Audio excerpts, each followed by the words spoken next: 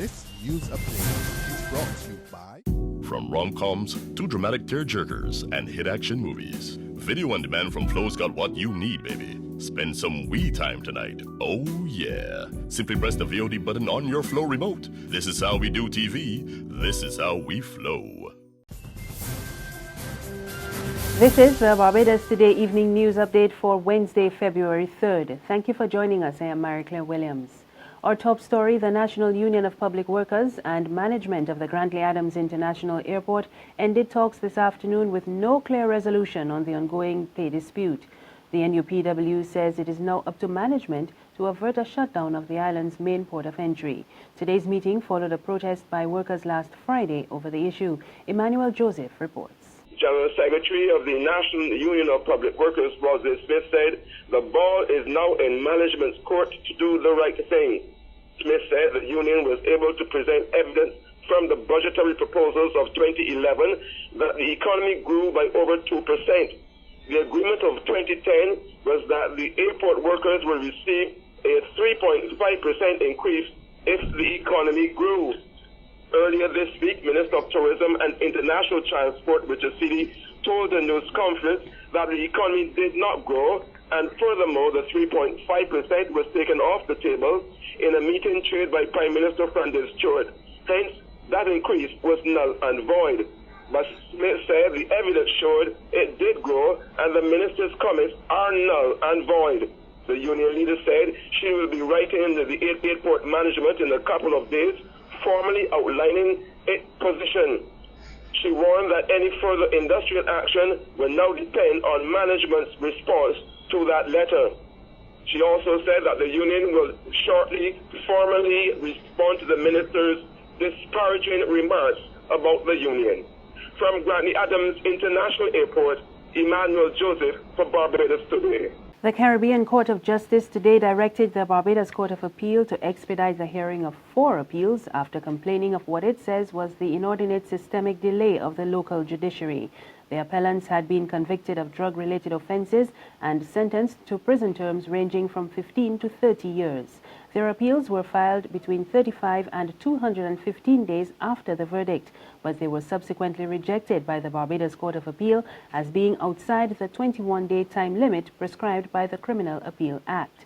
The Trinidad-based CCJ concluded that the time to appeal against a conviction only expires when 21 days have elapsed from the date of sentence, and that 3 of the appellants' applications for leave to appeal were indeed filed within the prescribed time. With respect to the 4th appellant, the CCJ held that the Court of Appeal had wrongly refused to extend the time. Some residents of White Hill, St. Andrew are complaining that they're receiving high water bills despite frequent water outages in recent months, and they're calling on management of the Barbados Water Authority to launch an investigation. They told Barbados Today while they're already suffering from water woes, the high water bills were an additional headache. The Queen Elizabeth Hospital is looking to increase the number of specialized services provided to patients from around the Caribbean. CEO Dr. Dexter James raised the issue following a recent trade mission to St. Lucia, Grenada and Guyana. James says most referrals are now for cardiovascular and neurosurgical interventions and patients needing neonatal care.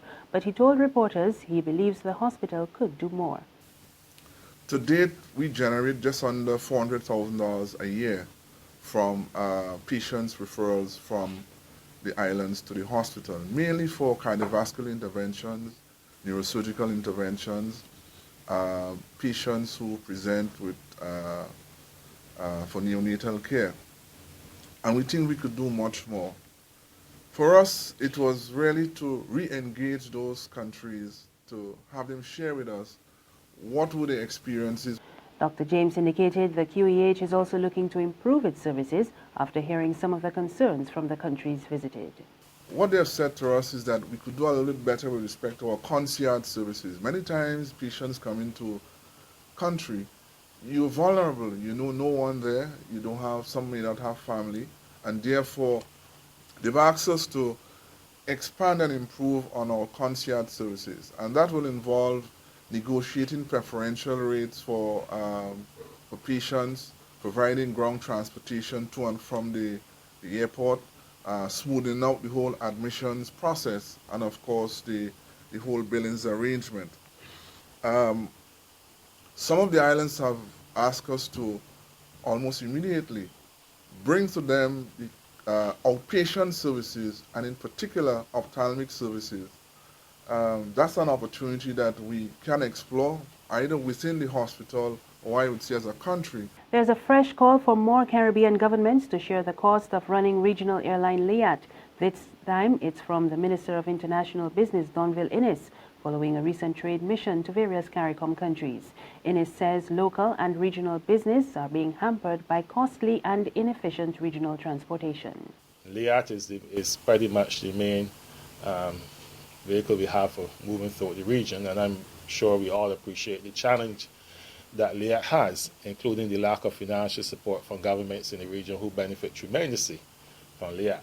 I remind people that the Barbados government is a 49% shareholder, and perhaps the one that is holding the largest amount of debt over LIAT. But certainly, if we are able to move our people throughout the region at a lower cost and with less hassle, I think we get a far greater appreciation of the goods and services produced in the region, and therefore you can see increased trade within the region. There's regional and international news after this short break. Get your paper, get your paper. Only $2.25, $2.20. Who? For what? That's Bear Stale News. I don't read about that on Barbados today since last night. That can't only can't do. $2.20. Who? Barbados Today. News you can trust. Secure your future, be financially strong. Since 1983, we have been there for you. A smart range of products, great tax benefits. We're the solution to your hopes and your dreams. The Barbados Workers Union Cooperative Credit Union. The Barbados Workers Union Cooperative Credit Union. Humble beginnings to smart loans, smart savings. Save smart and borrow smarter. That's the move for me. Stability, prosperity. We're the solution to your hopes and your dreams. The Barbados Workers Union Cooperative Credit Union. The Barbados Workers Union Cooperative Credit Union. In news from the region, opposition parties in Haiti are planning street demonstrations from tomorrow as the country's political crisis worsens. The opposition, which have dubbed themselves the Group of Eight, say they will call out their supporters to take to the streets from Thursday to Sunday. Earlier this week, the G8 group did not meet with a mission from the Organization of American States, which was invited by President Michel Martelly to help resolve the crisis. The opposition parties forced an indefinite postponement of the January 24th second round of presidential elections. They insisted that an interim government be installed to conduct free and fair elections. Martelly is due to demit office on Sunday. In international news, the United Nations today suspended peace talks aimed at ending Syria's 5-year civil war due to a lack of progress in the first week. The talks began 2 days ago, but Special Envoy Staffan de Mistura says discussions will resume on February 25th.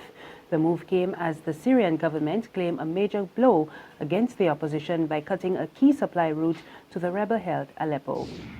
And finally, there are reports that Israel is sending unwanted African migrants to other countries under secretive deals which may be in breach of international law. As we hear in this report from the BBC, the Israeli government is not naming the third countries, but some people say they have been sent to Rwanda and Uganda. This is the Holot Detention Center in the middle of the Negev Desert. The people here say they came to Israel to seek refuge from conflict or persecution. But the Israeli government has granted asylum to fewer than 1%. It says the migrants have become a threat to the security and identity of the Jewish state. The government calls this an open stay centre, but it's run by the prison service and conditions are strict. At night time there's a curfew, so residents have to report back by 10 p.m. They're not allowed to work either, and in such an isolated area there are very few things to do during the day. If someone is living here in Holot, it means that you have no future. If somebody come to Holot and get crazy that his mind is not recovered forever, this man is already dead. The residents can be held here for 12 months. After that, the choice is stark. They can return home, or they can agree to go and live in a third country in Africa. And if they refuse either of these options, they could be sent to prison indefinitely. And that report ends tonight's news. Remember, there's more on our website, www.barbadostoday.bb. You can also subscribe to our e-paper, email updates, and like us on Facebook. We're on Izumi Media in bus terminals and Screenplay at supermarkets and gas stations near you. Also tune into Channel 101 on Flow TV or Mix 96.9 FM for more news. I am Maricla Williams. Have a good evening.